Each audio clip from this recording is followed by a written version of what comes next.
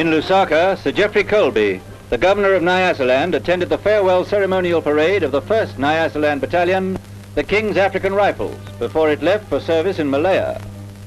And there, in the words of the governor, it will be fighting for the right of innocent people to live in peace.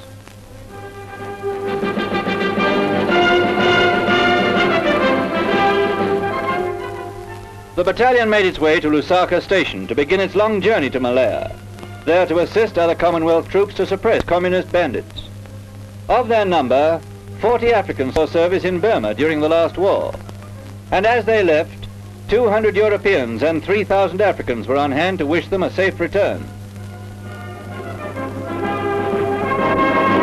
The sight of men going to war is never pleasant, but having been called upon to protect freedom, we may be sure that the King's African Rifles will uphold the proud traditions they have won in the past.